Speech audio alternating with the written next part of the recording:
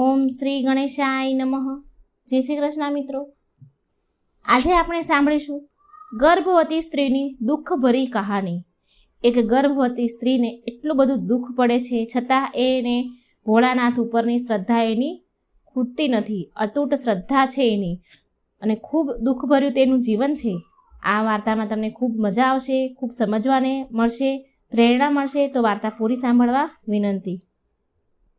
ગોવિંદપુર ગામમાં એક રાજેશ રિક્ષાવાળો રહેતો હતો. રિક્ષા એટલે પેલી સાયકલવાળી રિક્ષા આવે તેવી રિક્ષા. તે રાજેશ રિક્ષાવાળો તેની ગરડીમાં અને તેની પત્ની સાથે નાના એવા કાચા ઘરમાં રહેતો હતો. રાજેશ સવારે વહેલો ઉઠીને બસ સ્ટેન્ડ પાસે રિક્ષા લઈને ઊભો રહે અને રિક્ષા સવારીઓને શોધવા લાગે. માધુપુર હરિપુરવાળા રિક્ષામાં બેસવા આવી જાઓ આમ બૂમો પાડે. બધાને બૂમો પાડી પાડી પેસેન્જરને બોલાવે અને આમ રાજેશ પેસેન્જરને તેના સ્થાન પર છોડી દે અને રોજ કડી મહેનત મજૂરી કરે, ખૂબ મહેનત કરે, ખૂબ મજૂરી કરે. ત્યારે માંડ માંડ થોડા પૈસા કમાતો હતો અને એ પૈસાથી જેટલા કમાય એ પૈસામાં તેનું ઘર ચાલતું હતું. ખૂબ જ ગરીબ. રાજેશની ગરડીમાં અને મોતિયો હોવાને કારણે બરાબર જોઈ શકતી ન હતી અને તેને સાંધાનો દુખાવો, પગના દુખાવા. રાજેશની પત્ની ઉષા પણ ગર્ભવતી હતી અને પેટ ભરીને જમવાનું ન મળવાને કારણે ઘણી કમજોર બની ગઈ હતી. 2 ટાઈમનું પેટ ભરીને બિચારીને જમવા પણ ન મળે. બહુ જ કમજોર બની ગયેલી. ઉષાને શિવ ભક્તિ ઉપર બહુ વિશ્વાસ, બહુ લગન હતી. શિવજીની બહુ ભક્તિ કરતી. ઉષા હરરોજ ગામના શિવજીના મંદિરમાં જઈ સાફ સફાઈ કરે, કચરા પોતા કરે અને શિવજીની પૂજા કરે. ઉષાના રોજનો આ નિયમ. ઉષા રોજ પ્રાર્થના કરતી, હે ભગવાન, હે મારા આરાધ્ય દેવ, તમે તો જગતના પાલનહાર છો. મારા જેવી દુખિયારીની ગરીબી દૂર કરી દો ભગવાન. મારા ભાગ્યમાં પણ થોડું સુખ લખી દો. આમ ભગવાનને રોજ પ્રાર્થના કરતી. જે દિવસે રાજેશને એક પણ રિક્ષા સવાર ન મળે, 1 રૂપિયો પણ જે દિવસે ન મળે અને તે ખાલી હાથે જ્યારે ઘરે આવે તો રાજેશની માં તેને કહેતી હતી કે અરે બેટા રાજેશ, તું આ રિક્ષા ચલાવવાનું કામ છોડી અને બીજું કોઈ કામ શોધી લે, કોઈ બીજા કામમાં લાગી જા તો કંઈ 2 પૈસા મળે, ઘર સરસ ચાલે. જો દીકરા, વહુ ગર્ભવતી છે, મહિના છે અને આવી હાલતમાં વહુ ભૂખી રહે છે. વહુને પેટ પૂરતું ખાવા મળતું નથી. વહુનું ભૂખ્યું રહેવું સારું નથી. તે બહુ કમજોર પડી ગઈ છે. એટલે રાજેશ બોલ્યો કે માં, કોઈ કામ મળવું પણ સહેલું નથી, બહુ મુશ્કેલ છે અને મને તો બીજું કોઈ કામ આવડતું નથી રિક્ષા ચલાવતા સિવાય. હું શું કરું, ક્યાંથી કામ લાવું? એટલે ઉષા આ બંનેની મા દીકરાની વાત સાંભળે છે અને બોલી, અરે તમે બંને આટલા બધા ચિંતા કેમ કરો છો? આટલા હેરાન પરેશાન કેમ થાવ છો?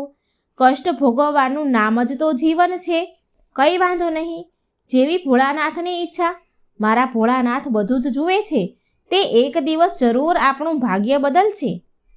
ઉષાને ભગવાન પર ખૂબ ભરોસો, ભોળાનાથ પર પૂરો વિશ્વાસ હતો કે એક દિવસ ભોળાનાથ તેનું ભાગ્ય જરૂર બદલશે. આમ સુખ દુઃખ સહન કરતા કરતા ઉષા અને તેનો પરિવાર દિવસો વિતાવે છે. એક દિવસ રાજેશ ઘરેથી રિક્ષા ચલાવવા માટે બહાર નીકળી જ રહ્યો હતો. હજી એ બહાર નીકળ્યો એવામાં એને લોહીની ઉલટી થઈ. ઉષાએ જોયું એટલે તે દોડીને બહાર આવી અને એના પતિને ઘરમાં લઈ ગઈ અને પછી દોડતી દોડતી ગામના વૈદને એના ઘરે બોલાવા જાય છે અને ઘરે બોલાવીને લાવી. એટલે વૈદજી આવ્યા, રાજેશની નાડી જુએ છે અને કહે છે કે ઉષા બેટા, ખાલી પેટે રિક્ષા ખેંચવાના કારણે રાજેશના ફેફડા ફાટી ગયા છે. તું આને તરત જ કોઈક સારા એવા દવાખાને લઈ જા, સારી એવા દવાખાને ભરતી કરાવી દે. ત્યાં જ તેનો વ્યવસ્થિત સારો ઈલાજ થશે. ભૂખના કારણે સાયકલ રિક્ષા ચલાવવાથી તે કમજોર થઈ ગયો છે, તેના ફેફડા ફાટી ગયા છે. હવે ઉષાના ઘરમાં તો 2 ટાઈમ રોટલીના પણ ફાફા હતા, 2 ટાઈમ જમવાના પણ ફાફા હતા. તો એવી હાલતમાં રાજેશને સારી હોસ્પિટલમાં ભરતી કેવી રીતે કરાવે? આ કામ તો એની પહોંચની બહારનું હતું. ઉષા સીધી દોડી દોડી ગઈ ભગવાન ભોળાનાથના મંદિરે અને પ્રાર્થના કરીને કહે છે, હે ભોળાનાથ, હું અભાગણ છું, મારા પર થોડી તો દયા કરો. હું ગરીબ છું, લાચાર છું. મારા પતિનો ઈલાજ નથી કરાવી શકતી. એટલે પૈસા મારી પાસે નથી, એટલી સગવડ મારી પાસે નથી. તમે તમારી કૃપાથી મારા પતિને સાજા કરી દો. ભોળાનાથ, મારી ભક્તિની લાજ રાખો. ભોળાનાથને આમ કરી કરગરે છે, બહુ રડે છે. આમ કરગરી શિવ મંદિરમાં તે બહુ રડવા લાગી, બહુ કલ્પાંત કરે છે. કરે પણ શું બિચારી? આમ ઉષા રડતી હોય છે એટલામાં મંદિરના પૂજારી ત્યાં આવ્યા અને ઉષાને રડતી જોઈ અને કહે છે કે ઉષા બેટા, શું વાત છે? આજે તું આટલી બધી દુઃખી કેમ છે? ઉષા પૂજારીને તેની ઘરની બધી દુઃખભરી વાત કહી સંભળાવે છે.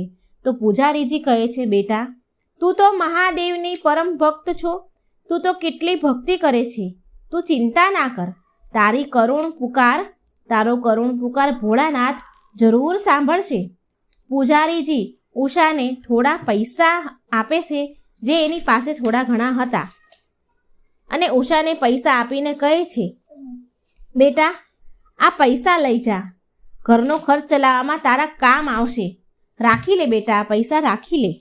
ઉષા પૈસા લઈને મંદિરમાંથી ચાલી જાય છે અને સીધી કરિયાણાવાળાની રાશનવાળાની દુકાને જાય છે અને કહે છે, લાલાજી, થોડું રાશન આપો. 2 કિલો લોટ, 1 કિલો ચોખા, અડધો કિલો દાળ અને અડધો કિલો ખાંડ આપી દો. લાલાજીએ ઉષાને પાસે જેટલા પૈસા હતા તે પ્રમાણમાં તેને રાશન આપ્યું, સામાન આપ્યો કરિયાણાનો. અને ઉષા એ લઈને સીધી જ ઘરે આવી અને જમવાનું બનાવ્યું અને એના પરિવારને, એના સાસુને, એના પતિને બધાને પેટ ભરીને જમાડ્યા. પૂજારીજીના દીધેલા પૈસાથી 2-4 દિવસ તો જમવાનો ખર્ચ નીકળી ગયો, 2-4 દિવસ તો ચાલી ગયું. અને જ્યારે ઘરમાં અનાજ કરિયાણું ખતમ થઈ ગયું તો ફરીથી ભૂખ્યા રહેવાની નોબત આવી જાય છે. ઉષાની સાસુ ઉષા પાસે આવે છે અને કહે છે, વહુ, મને બહુ જોરથી ભૂખ લાગી છે, બેટા મને કંઈ ખાવાનું હોય તો આપને. ઉષા બોલી કે માજી, અન્નનો એક પણ દાણો ઘરમાં નથી, હું તમને ખાવાનું ક્યાંથી લઈને આપું? ગળગળા અવાજે બોલી. રાજેશ ખાટલામાં સૂતો આ સાંભળે છે સાસુ વહુની વાત. આ સાંભળીને રાજેશ એકદમ ઊભો થઈ ગયો રાજેશ અને કહેવા લાગ્યો, ઉષા, આવી રીતે કામ નહીં ચાલે. મારે રિક્ષા ચલાવવા જવું જ પડશે, નહીં તો આપણે ત્રણેય ભૂખ્યા જ મરી જઈશું. ઉષા બોલી, નહીં, તમારી તબિયત તો વધારે ખરાબ છે, તમે નહીં જાઓ, કામ પર તમે નથી જવું, તમે સૂઈ જાઓ. રાજેશ કહે છે, ના, મારે રિક્ષા ચલાવવા માટે જવું જ પડશે. જે 2-5 પૈસા આવશે એનાથી કમસે કમ પેટ તો ભરાશે. આમ રાજેશ બોલી અને ચાલતો થયો. હજી 2-3 ડગલા ચાલ્યો એવામાં તો તે ચક્કર ખાઈને જમીન પર પડી ગયું. ઉષાએ રાજેશને ઊભો કર્યો અને ખાટલામાં સુવડાવ્યો. ઉષા બોલી, હું કહેતી હતી ને કે તમારી તબિયત બહુ ખરાબ છે, તમે રિક્ષા નહીં ચલાવી શકો. આ જોઈ ઉષાની સાસુ બોલી કે અરે, તમે બંને ચિંતા ન કરો, હું કોઈને કોઈ કામ શોધું છું, કોઈના ઘરે જઈ કચરા પોતા કરવાનું, ઘર કામ કરવાનું કામ શોધી આવું છું. વધારે નહીં તો આપણું ગુજરાન તો ચાલી જશે, એટલા પૈસા તો હું કમાઈ લઈશ. આ સાંભળી ઉષા બોલી, ગર્ભવતી ઉષા બોલી, માજી, એક તો તમે ગરઢા થઈ ગયા છો અને ઉપરથી મોતિયો પણ છે, અને મોતિયાના કારણે તમને કંઈ દેખાતું પણ નથી, તમે કેવી રીતે કામ કરી શકશો? ઉષાની સાસુ બોલી કે હવે તું જ કહે બેટા, તો શું કરવું? હવે આપણે કેવી રીતે જીવીશું? ઉષા બોલી, કે મારા ભગવાન ભોળાનાથ જેવું ઈચ્છે એવી જ રીતે આપણે જીવીશું. હું અત્યારે ખાવાની વ્યવસ્થા માટે કંઈક કરી આવું છું. આમ કહી ઉષા ઘરની બહાર નીકળી. ઘરની બહાર નીકળી એટલે તેણે રાજેશની રિક્ષા પાસે આવીને ઊભી અને પાસે આવીને ઊભીને કંઈક વિચાર કરવા લાગી અને વિચાર કર્યો કે કેમ ન હું આ રિક્ષા ચલાવું? 2-4 સવારી મળી જશે તો થોડા પૈસા મળી જશે, થોડા પૈસા હું કમાઈ લઈશ અને એનાથી થોડું અનાજ લઈને પેટ ભરાઈ જશે. આમ વિચારી ગર્ભવતી ઉષા બિચારી રિક્ષા લઈને પેન્ડલ મારતી મારતી સાયકલ રિક્ષા લઈ પેન્ડલ મારતી મારતી બસ સ્ટેન્ડ પણ આવે છે અને એક તો ભૂખી અને તરસી હતી. ત્યાં આવીને પેસેન્જરની રાહ જોવા લાગી અને ત્યાં ઊભી બોલે છે. એટલામાં ત્યાં બસ આવી મુસાફરોની અને એમાંથી મુસાફરો ઉતર્યા. એટલે ઉષા ત્યાં પેસેન્જરને બોલાવા લાગે છે કે મારી રિક્ષામાં આવી જાઓ, માધુપુર, હલ્દીપુર, અશોક વિહારવાળા મારી રિક્ષામાં આવી જાઓ. પેસેન્જર તો ઘણા આવ્યા પણ ઉષાને ગર્ભવતી જોઈ તેની રિક્ષામાં કોઈ નથી બેસતું. એક સ્ત્રી આવીને ઉષા પાસે આવી અને બોલી, અરે બહેન, તું તો ગર્ભવતી છે, તારે આવી હાલતમાં ઘરે આરામ કરવો જોઈએ. માફ કરજે, અમે તારી રિક્ષામાં નહીં બેસી શકીએ. ઉષા બહુ લાચાર નજરે જોવા લાગી, બહુ લાચાર થઈ ગઈ અને મનમાં ને મનમાં ભગવાન શિવને સમરવા લાગી અને કહે છે, હે ભોળાનાથ, આ કેવી વિપદા આવી પડી છે મારી ઉપર. ઘરમાં ખાવાનો અન્નનો દાણો નથી, બધા ભૂખ્યા તડફડે છે અને અત્યારે મારે પૈસાની ખૂબ જરૂરત છે અને હું તો રિક્ષા ચલાવીને પૈસા કમાવા માંગુ છું, છતાં કોઈ મારી રિક્ષામાં બેસવા વાળું નથી. હવે હું શું કરું ભગવાન? ક્યાંથી ખાવાનું લાવું, ક્યાંથી પૈસા લાવું? આમ મનોમન બહુ દુઃખી થાય છે, બહુ રડે છે. ઉષા ઊભી ભગવાનને પ્રાર્થના કરી જ રહી હતી. એવામાં શંકર ભગવાન જેવું રૂપ લઈ શંકર ભગવાનનો વેશ ધારણ કરેલું હોય એવું કોઈ આવે છે અને રિક્ષામાં બેસી જાય છે અને ઉષા તેમને કહે છે કે ભાઈ, લાગો છો કે તમે કોઈ નાટક કંપનીમાં કામ કરતા હોય એવું લાગો છો, નાટક કંપનીના કલાકાર છો. ત્યારે જ તો તમે શંકર ભગવાનનું રૂપ ધારણ કર્યું છે, શંકર ભગવાનના કપડાં પહેર્યા છે. તમારે ક્યાં જવું છે? હું તમને ક્યાં ઉતારું? એટલે રિક્ષામાં બેસેલા બોલે છે કે બહેન, હા, તમે મને કલાકાર જ સમજો, મને શિવજીના મંદિરે લઈ જાઓ, મારે ત્યાં જવું છે. ઉષા રિક્ષા લઈને ચાલી નીકળી. એક તો ભૂખી અને ઉપરથી ગર્ભવતી હોવાને કારણે તે વધારે દૂર સુધી રિક્ષા ચલાવી ન શકી. થોડે દૂર રિક્ષા લઈને જ ગઈ એટલામાં તો તે બેભાન થઈને પડી. રિક્ષામાં બેઠેલા શંકર ભગવાન જ હતા. શંકર ભગવાને ઉષાને સહારો આપીને રિક્ષામાં બેસાડી અને ભગવાન પોતે, ભોળાનાથ પોતે રિક્ષા ચલાવે છે અને ઉષાને તેના ઘરે લઈ ગયા. અને શંકર ભગવાનના દર્શન કરી તો રાજેશ બિલકુલ સાજો થઈ ગયો. ભગવાન ઘરમાં આવ્યા.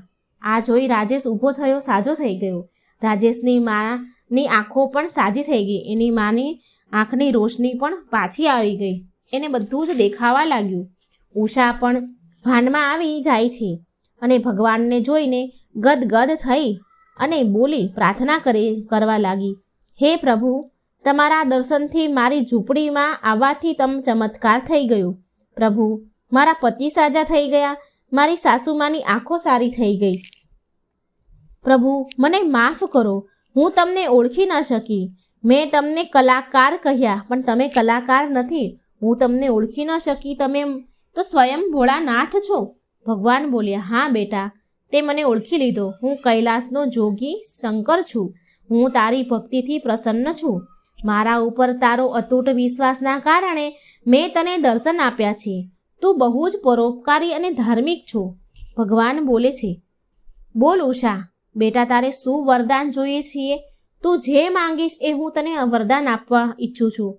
ઉષા બોલી, હે પ્રભુ, તમે સ્વયં મારી ઝૂંપડીમાં પધાર્યા છો. મને તમારા દિવ્ય દર્શન થઈ ગયા. હું તો સૌભાગ્યશાળી થઈ ગઈ પ્રભુ. હવે મને બીજું કંઈ જ નથી જોતું. મને કોઈ પણ વસ્તુની ઈચ્છા નથી. આ સાંભળી ભોળાનાથ બોલ્યા, હે પુત્રી, તારા મનમાં કોઈ લાલચ નથી, કોઈ લાલસા નથી. આ જોઈને મને અત્યંત પ્રસન્નતા થઈ. મારી કૃપા સદાય તારા ઉપર અને તારા પરિવાર પર બની રહેશે. તારું ઘર સદાય અન્નધનથી ભરેલું રહેશે અને મૃત્યુ પછી તારી આત્માને મોક્ષ પણ મળશે. એમ તથાસ્તુ કહ્યું અને ભગવાન ત્યાંથી અંતર્ધ્યાન થઈ ગયા. આશીર્વાદ દીધા અને અંતર્ધ્યાન થઈ ગયા. અને પછી ઉષા અને રાજેશનો પરિવાર આશ્ચર્યજનકથી રાતોરાત અમીર થઈ જાય છે અને તેના પરિવાર સાથે સુખી જીવન જીવવા લાગે છે. આમ ભક્ત ઉષા પર ભોળાનાથની કૃપા વરસે છે અને તેની દરિદ્રતા દૂર થાય છે. આટલા કઠણ સમયમાં પણ ઉષાએ તેનો ભગવાન પરનો વિશ્વાસ છોડ્યો નહીં અને અંતે ભગવાન તેને મળ્યા. હે ભોળાનાથ, તમે જેવા ગર્ભવતી ઉષાને ફળ્યા તેવા સૌને ફળજો. તમારી વાર્તા સાંભળનાર, વાંચનાર બધાને જ ફળજો. જો મિત્રો મારી વાર્તા સારી લાગે તો મારી ચેનલને લાઈક, સબસ્ક્રાઈબ અને શેર જરૂર કરજો. કમેન્ટ બોક્સમાં ભગવાનનું નામ જરૂર લખજો. જય શ્રી કૃષ્ણ. રાધે રાધે. Thank you.